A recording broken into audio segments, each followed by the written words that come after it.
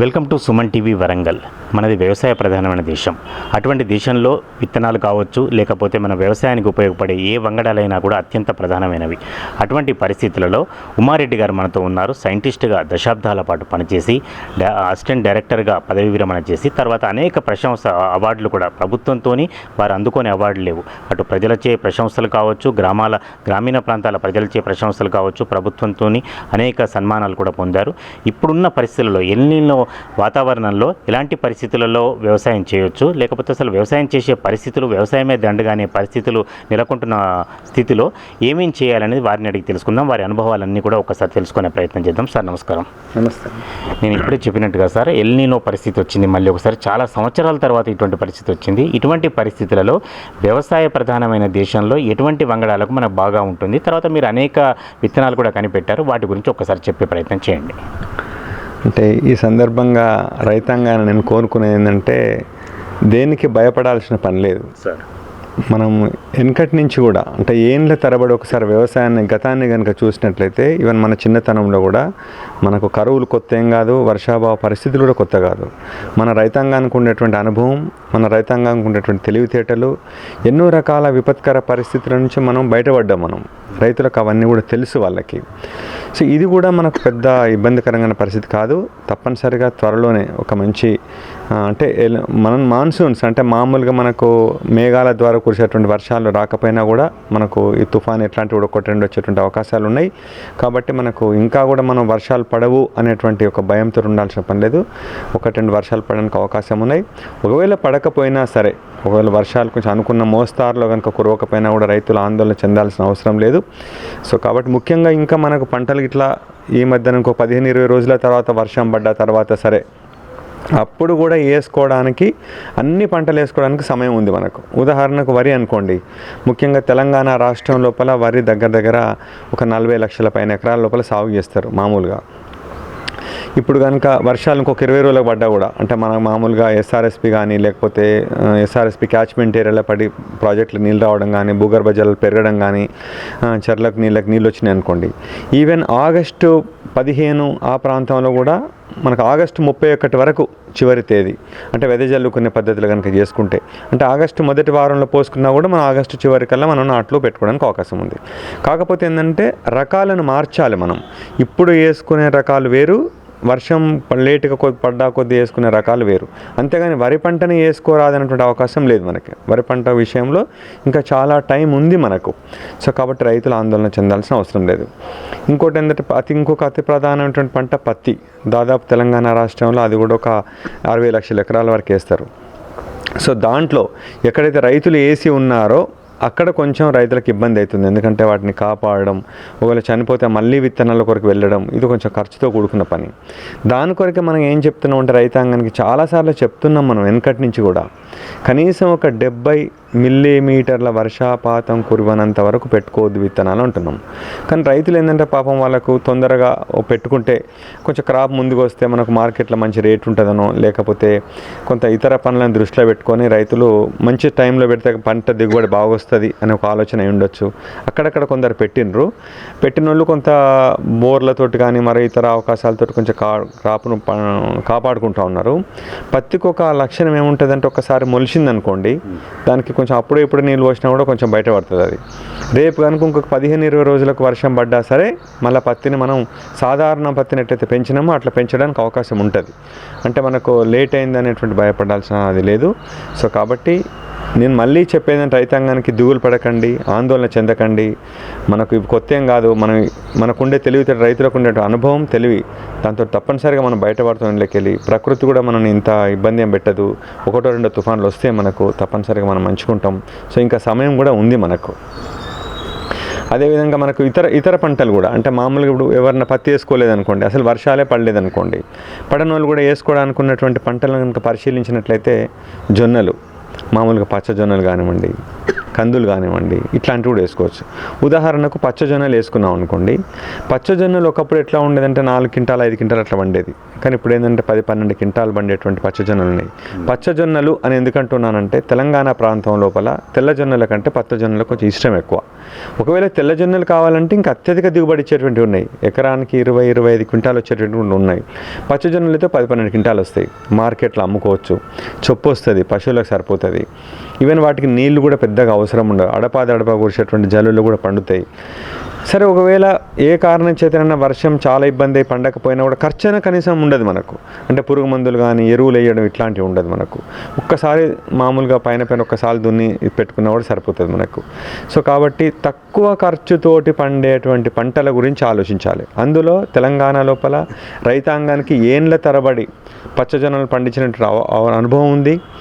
దానికి సంబంధించిన విత్తనాలు కూడా ఎక్కడోకి వెళ్ళి పలానా విత్తనమే కొనుక్కోవాలని కూడా ఇబ్బంది లేదు. మీకు ఈవెన్ కిరాణా స్టోర్లలో, సూపర్ మార్కెట్లలో దొరికేటువంటి జొన్నలు తీసుకుపోయినా సరే మీకు వస్తుంది. అంటే మీకు పశువులకి ఇంత మేత వస్తుంది, మీకు ఇంత తినుకోవడానికి జొన్నలు వస్తే మనకు మార్కెట్లో అమ్ముడుపోతే కొనడానికి వ్యవస్థ ఉంటుంది. ప్లస్ మీకు పెట్టుబడి తక్కువ ఉంటుంది, ఇప్పుడు వేసుకునేటువంటి సమయం ఉంది, మీకు ఇబ్బంది ఉండదు. వర్షాభావ పరిస్థితులు కూడా తట్టుకుంటుంది. ఒకవేళ పంట రాకపోయినా కూడా సరే ఖర్చులను తగ్గుతుంది మనకు. అదొక రకమైన పంట. రెండో పంట ఏంటంటే కందులు కూడా వేసుకోవడానికి అవకాశం ఉంది. దానికి కూడా సీడ్ విత్తన కొరత ఏం లేదు మనకు. మనకు ప్రొఫెసర్ జయశంకర్ వ్యవసాయ విశ్వవిద్యాలయం నుంచి రూపకల్పన చేసినటువంటి అనేక గొప్ప రకాల మార్కెట్లో ఉన్నాయి. మనకు ప్రాంతీయ వ్యవసాయ పరిశోధన స్థానంలో ఉన్నాయి, మార్కెట్లో కూడా దొరుకుతాయి. మీకు జస్ట్ ఒక 3-4 కిలోల విత్తనాలు వేసుకుంటే చాలు. రేటు కూడా వాటికి చాలా తక్కువ ఉంటుంది, మనకు 500-600 రూపాయల విత్తనం వచ్చేస్తుంది మనకు. ఇప్పుడు వేసుకుంటే కందులు మీకు నవంబర్లో పూస్తాయి అవి. అంటే మీకు ఇప్పటి నుంచి నవంబర్ దానికి పెద్ద పని కూడా ఉండదు. మీకు ఒకవేళ వర్షాలు పడకపోయినా కూడా, ఇప్పుడు పెద్దగా చేను పెరగకపోయినా సరే, రేపు వర్షాలు పడ్డ తర్వాత పెరిగినా కూడా మనకు కొంత దిగుబడి పెద్ద ఇబ్బంది లేకుండా ఉంటుంది. అంటే ఇప్పుడు వర్షాలు పడలేదు, పెరగలేదు చేను అని బాధపడాల్సిన అవసరం లేదు. సో వర్షాభావ పరిస్థితులను పూర్తిగా తట్టుకునేటువంటి పంటలు ఇటు కందులు, ఇటు పెసళ్ళు. విత్తనాల కొరత ఉండదు వాటికి, కొంచెం ఖర్చు తక్కువ ఉంటుంది రైతులకు వాటిని పండించే అనుభవం చాలా ఎక్కువ. రేపు పండించిన తర్వాత మార్కెట్లో అమ్మితే కూడా ఏదో ఒక రేటుకు మార్కెట్లో కొనేటువంటి అవకాశం ఉంటుంది. సో ఇప్పుడు కందులు వేసినాం అనుకోండి, భూమి కూడా మంచిగా అవుతుంది. జొన్నలు వేస్తే కొంచెం పశుగ్రాసం వస్తుంది. సో కాబట్టి ఇట్లాంటి కొంచెం కరువు, ప్రతికూల పరిస్థితుల లోపల వేసుకోదగ్గ కొన్ని పంటలు ఉన్నాయి. కాబట్టి రైతాంగం తప్పనిసరి అలాంటి పంటల గురించి ఆలోచించాలి. ఒక నిమిషం సార్, మీరు వర్షాభావ పరిస్థితులు ఒకవైపు భయపడుతున్నారు ప్రజలు, మరోవైపు నీటి కోసం సరే రాజకీయ నాయకుల సమస్య అది ఒకటి ఉంది. ఇవన్నీ పరిస్థితులలో సాయిల్ విషయంలో మీరు పరిశోధక సంబంధించిన సంస్థ నుంచి వచ్చారు కాబట్టి, సాయిల్ విషయంలో దక్షిణ తెలంగాణకు ఉత్తర తెలంగాణకి ఏమైనా తేడా ఉంది సార్? అన్ని ప్రాంతాల్లో ఒక తీరే ఉందా తెలంగాణ అంతా? జనరల్గా తెలంగాణ ప్రాంతం లోపల ఒక 60% మేరకు ఎర్రచిలక నెలలు ఉంటాయి. 60% మేరకు, ఒక 25% మేరకు నల్లరేగడి భూములు ఉంటాయి. నల్లరేగడి భూములు అంటే ఇది మంచి, ఇవి చెడ్డమని చెప్పడానికి లేదు. ఎర్రయి చెడ్డయి, నల్లయి మంచి అని చెప్పడానికి లేదు. ఏ రకాల సాయిలకు ఆ రకాల మంచి ఉంటుంది. ఎర్రచిలక నేలలకు మాత్రమే పండే పంటలు కొన్ని ఉంటాయి, నల్లరేగడి భూములలో పండే పంటలు మాత్రమే కొన్ని ఉంటాయి. సో కాబట్టి దానికి మనకు మంచి సాయిల్స్, చెడ్డ సాయిల్స్ అని లేవు. కానీ ఎర్రచిలకలు ఎక్కువ ఉంటాయి, నల్ల చిలకలు తక్కువ ఉంటాయి. ఇలాంటి వర్షాభావ పరిస్థితులలో నల్లరేగడి భూములలో కొంచెం అడ్వాంటేజ్ ఉంటుంది. అంటే ఒక్కసారి ఒక చిన్న జల్లు పడ్డది అనుకోండి, ఒక వారం రోజుల పాటు పదును ఉంటుంది. కాబట్టి మనం ఎన్నుకునేటువంటి పంటలు కూడా మనకు కొంత మేరకు అంటే నీటి ఎద్దడిని తట్టుకునేటువంటి పంటలు ఉదాహరణకు మనము ఇప్పుడు ఎర్ర చిలక లోపల పత్తి వేసినాం అనుకోండి. ఇలాంటి పరిస్థితులలో అసలే ఎర్ర చిలక అంటే భూమి తక్కువ లోతు ఉంటుంది, దాంట్లో పత్తి వేసినాం మనం. పత్తి లోతైన వేరు వ్యవస్థ ఉంటుంది, దానికి నీళ్లు కూడా కొంచెం అవసరం ఉంటుంది. దాన్ని తీసుకపోయి ఎర్ర చిలకలు వేసినాం. సాధారణంగా తెలంగాణ లోపల ఎర్ర చిలకలనే వేస్తారు పత్తి, కానీ వర్షాలని పడ్డప్పుడు పత్తి మంచిగా పెరుగుతుంది. కానీ ఇలాంటి ప్రతికూల పరిస్థితుల్లో కనుక ఎర్ర చిలకలలో పత్తి వేస్తే ప్రమాదం. అదే పత్తిని మీరు నల్లరేగడి భూములు వేసింది అనుకోండి, ఇలాంటి పరిస్థితులలో కూడా కొంత మేరకు తట్టుకోవడానికి అవకాశం ఉంటుంది. సో కాబట్టి తెలంగాణ ప్రాంతంలో ప్రధానంగా ఉండేటువంటి ఎర్ర చిలకలు ఉన్నాయి. కాబట్టి మీరు అడిగినట్టుగా ఎర్ర చిలక నేల లోపల పత్తి వేయకుండా దాంట్లో పచ్చజొన్నలు కానివ్వండి, కందులు కానివ్వండి, ఇవి ఆమ్దాలు కానివ్వండి, ఇలాంటి పంటలు వేసుకుంటే ఏమవుతుందంటే మీకు కొంచెం నీటి ఎద్దడిని తట్టుకొని తక్కువ ఖర్చు అవుతుంది. ప్లస్ రేపు మార్కెట్లో కూడా అమ్మితే కూడా అమ్ముడు పోవాలి కదా మనకు. ఇప్పుడు మార్కెట్ మన కొత్త పంటలు చెప్పామనుకోండి, 2 సమస్యలు వస్తాయి. ఒకటి విత్తన కొరత ఉంటుంది, విత్తనాలు దొరకవు. ప్లస్ వాటిని పండిస్తే ఇప్పుడు మన కొందరు కొర్రలు అవి ఇవి మనం అని చెప్తుంటాం మనం, కానీ మార్కెట్లో పోతే సీడ్ దొరకాలి. రేపు పండిస్తే వాటిని అమ్ముడు పోతే కొనాలి, మళ్ళీ మార్కెట్లో కొనాలి.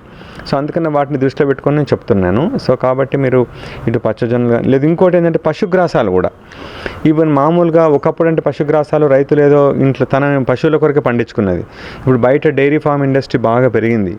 ఈవెన్ మీరు ఒక పంటను ఎట్లయితే పండించి అమ్మితే పైసలు వస్తాయో, ఈవెన్ తక్కువ వర్షంతో పండేటువంటి పశుగ్రాసాలు కూడా ఉన్నాయి కొన్ని. వాటిని వేసినా సరే మీరు ఒక ఎకరం వేసింది అనుకోండి, ఎవరైనా ఒక డైరీ ఫార్మర్ తెలిసిందనుకోండి, దాన్ని కూడా తీసుకుపోయి వాళ్ళు వాడుకుంటున్నారు, దానికి కూడా పైసలు వస్తాయి. సో దాన్ని కూడా తక్కువ పురుగు మందులు ఎరువులు ఉంటే నీళ్లు తక్కువ పడతాయి. సో కాబట్టి పశుగ్రాసాల గురించి కూడా ఆలోచించుకోవచ్చు. ఇంకా వరెస్ట్ కేసులా మనకు అసలు వర్షం మనకు పడలేదు, కష్టమవుతుందంటే ఒక వానాకాలం గురించి ఆలోచించకండి. రేపు యాసంగి వస్తుంది కదా మనకు, యాసంగిని తొందరగా చేసినాం అనుకోండి మనం, రేపు భవిష్యత్తులో ఒకవేళ సెప్టెంబర్లో కానివ్వండి, కొంచెం అక్టోబర్ మొదటి వారంలో కొంచెం మంచి వర్షాలు పడ్డాయి, తుఫాన్ వచ్చింది, చెరువులు నిండినాయి అనుకోండి, అప్పుడు కూడా మనం యాసంగిని కొంచెం ముందుకు తీసుకొచ్చినాం అనుకోండి, అప్పుడు కూడా మనం ఏదైతే నష్టపోయినామో కొంచెం వానాకాలం లోపల ఆ నష్టాన్ని భరించే పరిస్థితులు కూడా ఉంటాయి మనకు. సో కాబట్టి రైతాంగాన్ని చెప్పేది ఏంటంటే మీరు ఏమి దిగులు పడకండి, అంతా మంచి జరుగుతుంది. ఒకటి మనం ఆలోచించాల్సింది, తాగునీటి కొరకు మనం ఉన్న నీళ్ళను వేస్ట్ చేసి వర్షాలు పడకపోతాయా అని పొలాలు నార్లు పోసుకొని ఆ నార్లు ముదిరైపోతుంటే టెన్షన్ పడి ఎట్లనైనా మనం దాన్ని నాటు పెట్టాలి, ఆ నాటు పెట్టేసి ఆ నారు ఎండిపోతుంటే కష్టపడి ఇవన్నీ పెట్టుకోకండి. ఎందుకంటే వరి అనేది చాలా నీళ్ళతో అవసరమైనటువంటి పంట. సో కాబట్టి అలాంటి నిర్ణయాలు తీసుకునే ముందు మాత్రం ఆలోచించండి, అంతేగాని అసలే వర్షం పడదని దిగులు చెందకండి. వరి మాత్రము మంచిగా వర్షాలు పడి చెర్ల నీళ్ళు వచ్చి శ్రీరామ్ సార్ పదకి నీళ్ళు వస్తేనే పెట్టండి. మిగతా పంటల విషయం లోపల బాధపడకండి, ఆందోళన చెందాల్సిన అవసరం లేదు, చాలా సమయం ఉన్నది మనకి. మనకు వరి కూడా మనకు ఇంకా ఆగస్టు 31 దాకా మనం ఎదజల్ల పద్ధతిలో వేసుకోవడానికి అవకాశం ఉంది, నెలపైన టైం ఉంది మనకు. కాబట్టి ఇంతకుముందు మనం చాలా చూసినాం ఇట్లాంటి చాలా సందర్భాల లోపల మనం ఇంకా అయిపోయింది, అసలు ఇక మనం ఎట్లా చేయలేం వ్యవసాయం అనుకున్న నేపథ్యంలో వర్షాలు పడి మనం బయటపడ్డాం మనం. సో కాబట్టి తప్పనిసరిగా ఏదో ఒక వర్షం పడుతుంది, వర్షం పడకపోయినా తుఫాను వస్తుంది మనకు, కాబట్టి మనం మంచి జరుగుతుంది మనకంతా కూడా. సార్ అంటే రైతులకు గొప్ప ఊరటనిచ్చే అంశం చెప్పారు. ప్రధానంగా ఏమిటంటే అవగాహన లేకపోతే వాళ్ళకి గిట్టుబాటు ధర రాదు అని చెప్తున్నారా? దాని ఎందుకు ఒకటే రకమైన మూస పంటలు ఎందుకు ఇస్తున్నారు? అంటే రైతులకు ఉదాహరణకు వరి వేయడం లోపల కొన్ని సుఖాలు ఉన్నాయి. రైతులకు సుఖాలంటే దాటిని ఐకేపీ సెంటర్లకు ఉంటారు చాలామంది. జనరల్గా రైతు ఏమైనా కూడా పాపం దీంట్లో 2 రూపాయలు వస్తే అది వేస్తారు రైతులకు పలానా పంట మీద ప్రేమే ఉండదు. ఏ పంట వేస్తే 2 రూపాయలు వస్తాయో, ఏ పంట వేస్తే మార్కెట్లో ఈజీగా కొంటారో దాన్ని వేస్తారు రైతులు. సో జనరల్గా వరి లోపల ఏంది, కొయ్యగానే మామూలుగా వేయడానికి ఇబ్బంది లేదు, కొయ్యడానికి ఇబ్బంది లేదు, తీసుకుపోయి అమ్మడానికి ఇబ్బంది లేదు. కాబట్టి అట్లా పైసలు తక్కువ మిగిలినా సరే రైతులు అందులో వేస్తారు. సో కానీ అట్లా వేయడం చేత చాలా సమస్యలు వస్తున్నాయి. ముఖ్యంగా భూములు చెడిపోతున్నాయి, చౌడు భూములు అవుతున్నాయి, విపరీతమైన నీళ్ళని వాడుతున్నాం మనం అనుకుంటున్నాం కదా, 1 కిలో వడ్డను పండించడానికి 3000 నుంచి 5000 లీటర్ల నీళ్ళని వాడుతున్నాం మనం. అదే వరి ప్లేస్లో వేరే పంటలు పండించినట్టు చాలా పండించవచ్చు మనం. సో కాబట్టి అట్లీస్ట్ ఇలాంటి ప్రతికూల పరిస్థితులు వచ్చినప్పుడైనా సరే వెనకటి పరిస్థితులను దృష్టిలో పెట్టుకొని మనం కొంచెం తక్కువ నీళ్ళతో పండేటువంటి పంటలు చాలా ఉన్నాయి. ఇప్పుడు ఇంకొక నెల రోజులు వాన పడలేదనుకోండి, మనం పెసళ్ళు, మినుములు, బొబ్బెర్లు ఇలాంటి అనేక రకాల పంటలు వేసుకోవడానికి అవకాశం ఉంది, పల్లికాయలు ఇవన్నీ వేసుకోవడానికి అవకాశం ఉంది.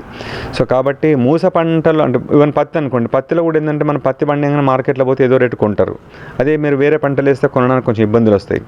అందుకని అలాంటి దృష్టిలో రైతులను తప్పుపట్టడానికి ఏం లేదు. కాకపోతే పరిస్థితులు మారినాయి. ఇప్పుడు గ్లోబలైజేషన్ జరిగింది, మార్కెటింగ్ వ్యవస్థ కూడా మారింది. ఇప్పుడు ఆన్లైన్ ద్వారా మనం ఇప్పుడు ఒక్కొక్క రైతు, ఇంతకుముందు రైతులు తీసుకొచ్చాను మార్కెట్లో అమ్మేటోళ్ళు, ఇప్పుడు కొందరు రైతులు అయితే అసలు వాళ్ళ ఉత్పత్తులను వాళ్ళే అమెజాన్లో అమ్ముతున్నారు, వాళ్ళ ఉత్పత్తులను వాళ్ళే యూట్యూబ్లలో అమ్ముతున్నారు. సో మీరు పండించిన పంటను రైతులు ఏంటంటే పండించడానికి చాలా కష్టపడతారు, చాలామందిని అడుగుతారు, చాలా తెలుసుకుంటారు, నేను వాళ్ళని ఎక్కువ పండించాలని కసి ఉంటుంది వాళ్ళకు. కానీ పండించిన పంటను 2 రూపాయలకు ఎక్కువ ఎట్లా అమ్మాలని ఆలోచించారు, తీసుకొచ్చి మార్కెట్లో పడేస్తారు అంతే. సో దాన్ని కూడా కొంచెం ఉదాహరణ మీరు కందులు పండించినారనుకోండి, అందరు కందులు అమ్ముతారు, కందులను కొందరు పప్పు చేసి కూడా అమ్ముతారు, చాలా డబ్బు వస్తుంది దాంతో. అట్లా కొంచెం అంటే అందరూ అది సాధ్యం కాకపోయి ఉండొచ్చు, కొంచెం పరిస్థితులు మారినాయి అనేటువంటి విషయం తెలుసుకుంటే మీరు ఈజీ. ఇంకోటి ఏంటంటే ఇప్పుడున్న పరిస్థితులలో హార్టికల్చర్, వెజిటబుల్స్కి మీకు వరి ఉదాహరణకు మీకు ఒక ఎకరం వరి వేసే అవకాశం ఉందనుకోండి, ఆ వరిని కచ్చతోటి ఎట్లనే వరేయాలని అనుకోకుండా వరి బంద్ పెట్టేసి దాని ప్లేస్లో బెండకాయలు కానీ, వంకాయలు కానీ, టొమాటో కానీ, ఆకుకూరలు కానీ, దోసకాయలు కానీ ఇట్లాంటి వేరే క్రాప్స్ వేసిన అనుకోండి, ఎక్కువ ఏరియా వస్తుంది మీకు, మార్కెట్లో హాట్ కేక్ లాగా అమ్ముడుపోతాయి మనకు. అయితే ఎందుకు వేయరు మరి కూరగాయల రైతులు అంటే, కూరగాయలకు రోజు పనులు ఉంటాయి, ప్రతిరోజు పని ఉంటుంది దానికి, శ్రమ ఎక్కువ. దాన్ని తీసుకొచ్చి మార్కెట్కి తీసుకొచ్చి అమ్మాలి. మరి అదే రైతులను కోరేది. ఇప్పుడు మనం కొంత కష్టపడకపోతే కొన్ని పరిస్థితులలో మన పైసలు రావు. మనకి ఏ రంగంలో అయినా సరే కొంత ఇబ్బంది పడాలి మనం. సో ఇలాంటి ప్రతికూల పరిస్థితులు వచ్చినప్పుడు తప్పనిసరిగా ఒకప్పట్లాగా కాకుండా ఇప్పుడు భిన్నంగా చేయాలి మనం. హార్టికల్చర్లో చాలా స్కోప్ ఉంది కాబట్టి మీరు చిన్న చిన్న పంటలు వేయండి. కొంచెం బెండతోట పెట్టండి, కొంచెం వంకాయలు వేయండి, కొంచెం దోసకాయలు వేయండి, కొంచెం పాలకూర పెట్టండి, ఇట్లాంటి కొంచెం గోంగూర లాంటివి పెట్టండి. మీరు ఎంతైతే మార్కెటింగ్ చేయగలరో అంతనే పెట్టండి. మీరు పెడితే అట్లీస్ట్ మనం బతికి బయటపడాలి కదా. మనం పైసలు సంపాదించిన తర్వాత కానీ ఫస్ట్ మన కుటుంబం మంచిగా ఉండాలి కదా. అందుకని ఆ డైరెక్షన్లో కనుక ఆలోచించినట్లయితే రైతాంగంకి ఇబ్బంది ఉండదు. రైతులు శ్రమజీవులు, రైతులు ఒకరికి అన్నం పెట్టేటోళ్ళు కాబట్టి దేవుడు ఎప్పుడు అన్యాయం చేయడం వాళ్ళకి. తప్పనిసరిగా ఏదో కొంత తప్పనిసరిగా వర్షం పడుతుంది వాళ్ళకి. ప్రభుత్వం ఆయిల్ ఫామ్ను కూడా బాగా ఎంకరేజ్ చేస్తుంది కదా. అదే ఇప్పుడు ప్రభుత్వం ఇచ్చేటువంటి సబ్సిడీలు కానీ ప్రభుత్వం ఇచ్చేటువంటి ప్రోత్సాహాన్ని వాడుకొని అందరూ కాదు అన్నది ప్రతి ఒక్కరు ఆయిల్ ఫామ్ పెట్టమని చెప్తలేము. ఎవరికైతే వనరులు అనుకూలంగా ఉన్నాయో, కొంత భూమి జాగు ఉంది, వాళ్ళకు కొంత వ్యవసాయంతో పాటు వేరే అదనపు ఆదాయం కూడా ఉంది అని అనుకున్న వాళ్ళు ఆయిల్ పామ్ పెట్టచ్చు. అంతేగాని ఎకరం 2 ఎకరాలు 3 ఎకరాలు ఉన్న వాళ్ళు కూడా ఆయిల్ పామ్ పెట్టేస్తే ఆయిల్ పామ్ మరి రేపు 3-4 ఏళ్ళు పడుతుంది వచ్చేసరికి. మరి ఈ లోపల చేసుకోవాలి. మరి అంతా ఒకే పంట మీద నిర్ణయం ఏంటి రేపు ఎట్లుంటుందో మరి అది తెలియదు. అందుకని ఉన్న దాంట్లో కొంత మేరకు ఆయిల్ పామ్ ఆలోచించండి. కొంచెం భూమి జాగు ఉన్న వాళ్ళు, కొంత అదనపు ఆదాయం ఉన్న వాళ్ళు పెట్టడం తప్పేం లేదు. అంతేగాని చిన్న రైతులు కూడా ఆయిల్ పామ్ పెట్టాలనుకున్నప్పుడు కొంత ఆలోచించి మరి నిర్ణయం తీసుకుంటే మంచిది. ఆయిల్ పామ్ చెడ్డదని కాదు, తప్పనిసరి మంచిదే. కానీ ఒకే పంట మీద మనం ఆధారపడడం అనేది ఎప్పుడైనా ప్రమాదం. అందుకని దాన్ని దృష్టిలో పెట్టుకుని కొంత మేరకు ఆయిల్ పామ్ పెట్టి మిగతా వేరే పంటలు పెట్టుకుంటే బెటర్. అది మారెడ్డి గారు, వ్యక్తిగతంగా సంస్థ పరంగా మీరు అనేక విత్తనాలు కూడా అప్పుడు పరిశోధనలకు వెలుగులోకి వచ్చాయి, చాలా పేరు కూడా తెచ్చాయి. వాటి గురించి ఒక నిమిషం చెప్పండి. జనరల్గా మనకి ఏంటంటే తెలంగాణ రాష్ట్రం లోపల ప్రధానమైనటువంటి పంటలు ఒకటి వరి, ఒకటి పత్తి, మొక్కజొన్న, కందులు ఇలాంటి ఉంటాయి. వరి అనుకోండి, వరి లోపల ఇలా మన భారతదేశంలోనే చాలా పేరున్నది మనకు. ఒకప్పుడు మనం బీపీటీ 5204 అని 1010 అని 1001 అని ఇట్లాంటి పెట్టుతున్నాం మనం. ఇలా అవన్నీ పక్కకు జరిగినాయి. ఇవన్నీ కూడా మనకు ప్రాంతీయ వ్యవసాయ పరిశోధన స్థానం వరంగల్ నుంచి కానివ్వండి, కూనారం నుంచి కానివ్వండి, జగిత్యాల నుంచి కానివ్వండి, కంపసాగర్ నుంచి కానివ్వండి, హైదరాబాద్ నుంచి కానివ్వండి, ఇవన్నీ కూడా ప్రొఫెసర్ జయశంకర్ తెలంగాణ వ్యవసాయ విశ్వవిద్యాలయం నుంచి రూపకల్పన చేసిన రకాలు. తెలంగాణ ఏర్పడిన నాడు మనం అనుకున్నాం అసలు మనకు రకాలు ఎట్లా అనుకున్నాం. కానీ ఇవాళ ఒక 10 సంవత్సరాల లోపలే ఎంటైర్ భారతదేశానికి ఏ రకం అంటే ఆ రకం, సన్నదంటే సన్నది, దొడ్డుదంటే దొడ్డుది, స్వల్పకాలికం, మధ్యకాలికం, దీర్ఘకాలికం, అన్ని సెగ్మెంట్స్ లోపల మనకు అద్భుతమైన రకాలు రూపకల్పన చేసినాం. అందులో ఉదాహరణగా RNR 1501 హైదరాబాద్కి వెళ్ళి, వరంగల్ నుంచి 962 అని, ఈ మధ్యనే 1537 అని, పక్క కోనారం నుంచి 1638 అని, ఇట్లా అనేక రకాలు మనకు ఇచ్చినాం. ఇవ్వడమే కాదు, ఇచ్చిన ప్రతి గింజలో కూడా నాణ్యత ప్రమాణాలు మెయింటైన్ చేసినాం. ఎక్కడ కల్తీల సమస్య రాకుండా, ఎక్కడ సీడ్ విత్తనం లోపం లేకుండా ఇవ్వగలిగిన మనం రైతాంగం దగ్గర తీసుకెళ్ళాం దాన్ని. రైతులు దాని ద్వారా మంచి లబ్ధి పొందుతున్నారు. రకాలన్నీ కూడా చీడపీడలను తట్టుకునేటువంటి, అధిక దిగుబడి ఇచ్చేటువంటివి మంచి రకాలు ఇచ్చినాం. అదేవిధంగా కందులలో కూడా ఇలా మనకు భారతదేశంలో ప్రపంచంలోనే ఫేమస్ ఇక్రిసాట్, అలాంటి సంస్థలను కంటే కూడా ఉన్నతంగా మన ప్రాంతీయ వ్యవసాయ పరిశోధన స్థానం వరంగల్ నుంచి అద్భుతమైన రకాలు రూపకల్పన చేసినాం. ఇలా మనం రూపకల్పన చేసిన రకాలను ఇక్రిసాటోలు కూడా కొంటున్నారు. పోయినసారి 300 క్వింటాల్ అమ్మిన వాళ్ళకి మనం. ఇలా ఒడిస్సా అని, గుజరాత్ అని, మహారాష్ట్ర అని, కర్ణాటక, ఇలా అనేక రాష్ట్రాలు మన వరంగల్ ప్రాంతీయ వ్యవసాయ పరిశోధన నుంచి విత్తనాలు తీసుకెళ్తున్నాయి. ముఖ్యంగా ఒకప్పుడు ఎండు తెగులు అని ఇట్లాంటి సమస్యలు ఉంటుండే, వాటిని కూడా తట్టుకునే రకాలను ఇచ్చినాం. ఒకప్పుడు పంటకాలం 180 రోజులు ఉండేది, ఇప్పుడు 140-150 రోజులు తీసుకొచ్చినాం మనం. అంటే తక్కువ రోజుల పంటకాలం వచ్చేటి, చీడపీడలను తట్టుకునేటువంటి, అధిక దిగుబడి ఇచ్చేటువంటి రకాలు, క్వాలిటీలో మంచిగా ఉండే రకాలు ఇటు కందులలో కూడా చేసినాం. ఈవెన్ పెసర్లలో కూడా మనకు ఒకప్పుడు మంచి గొప్ప రకాలు లేకుండే. మనకు మదిర ప్రాంతీయ వ్యవసాయ పరిశోధన నుంచి పెసర్లలో కూడా ఈవెన్ వర్షాకాలంలో, యాసంగిలో, వేసవి కాలంలో పండేటువంటి పెసర్లు, పల్లాకు తెగులు తట్టుకునేటువంటి రకాలు, ఎకరానికి 10-12 క్వింటాలు దిగుబడి వచ్చేటువంటి రకాల పెసర్లను చేసినాం. మినుములలో మనకు అసలు లేకుండా మనకంతా లాంగ్ ఫామ్ నుంచి ఉండే. ఒకప్పుడు PU31 అని ఫేమస్ రకం ఉండే, దాన్ని కూడా తలదనే రకం అంటే 1070 అని, 1080 అనేటువంటి రకాలను దాదాపు ఇలా భారతదేశంలోనే అందరూ మన వైపు చూసే విధంగా ఇటు పెసర్లలో, ఇటు మినుములలో, ఇటు కందులలో, ఇటు మొక్కజొన్నలలో, ఇటు వరిలో చేసినాం. అది ముఖ్యంగా పత్తి లోపల ఇన్ని రోజుల కానుంచి కూడా ప్రైవేట్ ఆధిపత్యం ఉంటుండే. ముఖ్యంగా బీటీ పత్తి అని ఉండేది, దానికి తలదైన రకాలు మన దగ్గర లేకుండే. అట్లాంటిది భారతదేశంలోనే అతి గొప్పగా మన ప్రొఫెసర్ జయశంకర్ వ్యవసాయ విశ్వవిద్యాలయం నుంచి ఈ సంవత్సరమే మనం ఒక బీటీ రకాన్ని కూడా రూపకల్పన చేసినాం. ఆ దేవుని దయ వల్ల ఈ రకం కనుక ప్రజలు ఆదరించి అది మనల్ని పొందుతాయి. వచ్చే రోజుల లోపల అసలు ప్రజలు ప్రతి రకాన్ని మళ్ళీ కొనాల్సిన అవసరం లేదు. ఒక్కసారి కొనుక్కపోయిందంటే అదే రకాన్ని పదే పదే పండించేటువంటి అవకాశం ఉంది. ఇన్ని రోజుల నుంచి హైబ్రిడ్ సాగు చేసేది, మనం ఇచ్చింది రకం. ఒకసారి రకం కనుక తీసుకుపోయిన వాళ్ళు నచ్చింది అంటే అదే సీడ్ వాళ్ళు మళ్ళీ వాడుకోవచ్చు. ఎట్లయితే వడ్లల్లో, కందులలో, పెసర్లలో వాళ్ళ విత్తనాలను వాడుకోవచ్చో పత్తిలో కూడా అలా వాడుకునే రకాలను మనం ప్రాంతీయ వ్యవసాయ పరిశోధన స్థానం వరంగల్ నుంచి కూడా రిలీజ్ చేయడం జరిగింది.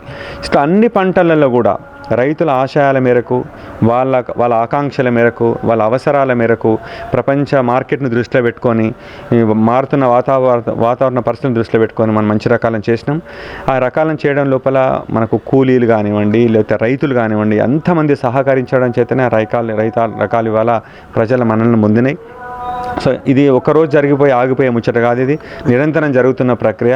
సో ఈ దిశగానే ప్రభుత్వం కూడా మనకు బాగా సహాయం చేయడం, ప్రభుత్వం మన వ్యవసాయ విశ్వవిద్యాలయం శాస్త్రవేత్త నిష్ణాతులు అయి ఉండడం, యాజమాన్యం అంతా బాగుండడం చేత మనందరికీ రైతులకు అనుకూలంగా మనం సేవ చేయగలుగుతున్నాం. కుమార్ రెడ్డి గారు, ఎన్ని చేసినా కూడా రైతులు రెండే ఇబ్బందులు ఎదుర్కొంటారు. ఒకటి కరువు కాలం, రెండవది కల్తీ విత్తనాలు. కల్తీ విత్తనాల గురించి చెప్పండి. కల్తీ విత్తనాల లోపల ఏంటంటే రైతులు వాళ్ళు కొన్ని సమస్యలను కొని తెచ్చుకుంటున్నారు.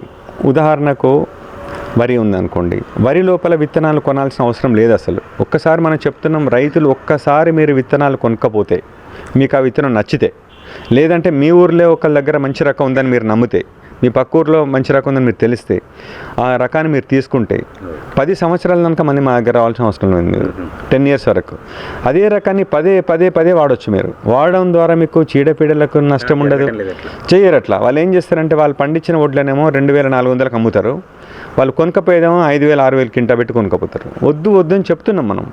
ఎందుకంటే అది సెల్ఫ్ పాలినేటెడ్ క్రాప్. దాంట్లో కల్తీ అనేది జనరల్గా గింజలలో జరుగుతుంది. అంటే మీరు మామూలుగా ఒక రకాన్ని కోసిన తర్వాత మిషన్ ఇంకో రకాన్ని కోసినప్పుడు ఆ హార్వెస్టర్ లోపల కొన్ని గింజలు చిక్కిపోయి ఉంటే అందులో కలుస్తాయి, లేకపోతే బస్తాలు నింపుతున్నప్పుడు కళ్ళం కాను కలుస్తాయి. కానీ మీరు కనుక ఆ పలానా రకం మంచిదని మీరు అనుకున్నప్పుడు మంచిగా ఒక గుల్ల పట్టుకొని మేలు రకమైన కంకులను కోసి ఆ గుల్లలు వేసుకొని వాటిని ఎండబెట్టుకున్నారు అనుకోండి, అంతకంటే మంచి రకాన్ని ప్రపంచం మీకు ఎవరు ఇయ్యరు. సో కాబట్టి మీరు అది తీసుకుంటే మీకు కల్తీ ఉండదు మీకు అసలు. అది మీరు పోయి తీరా రేపు నారబోస్తున్న 50 కొన్నప్పుడు అందరు అదే రకాన్ని కావాలనుకున్నప్పుడు అప్పటికప్పుడు సీడ్ తయారు కాదు. కొంత మనుషులు కాబట్టి కొంత తప్పులు చేసే అవకాశం ఉంటుంది. కాబట్టి అట్లనే కందులలో కానివ్వండి, పెసర్లలో కానివ్వండి, మినుములలో కానీ. సో కాబట్టి మీరు తప్పనిసరిగా కొంత మేరకు మీరు ప్రయత్నం చేయండి. రెండోది, మీరు బిల్స్ తీసుకోండి, తప్పనిసరి బిల్లు దగ్గర పెట్టుకోండి. ఇంకోటి, కొంత అనుభవం అంటే మీకు అంతా మీరు కేవలం ఒకళ్ళిద్దరు డీలర్ వాళ్ళు వీళ్ళ మాటలే కాకుండా కొంత అనుభవం ఉన్న అది రైతులు కానివ్వండి, శాస్త్రవేత్తలను కానీ కొంచెం సంప్రదించండి. బిల్లు మీ చేతిలో ఉంటే కొంచెం ధైర్యం మీకు, మనం కూడా ఏదైనా చర్య తీసుకోవడానికి అవకాశం ఉంటుంది. ఇట్లాంటి కొన్ని పనులు కూడా చేస్తే మంచిగా ఉంటుంది. చివరిగా చెప్పండి సార్, ఈ ప్రశ్న నేను మీ ఇంటి వాతావరణం చూసినాక అడగాలనిపించింది. అంటే చాలా వరకు ఇంటి సాగులు కూడా చాలా ఉంటాయి, కూరగాయలు కావచ్చు, బోర్ మీద ఆధారపడ్డ పరిస్థితి కావచ్చు. అటువంటి వాళ్ళకి ఏమైనా ప్రికాషన్స్ కానీ అడ్వైస్ కానీ ఇస్తారు?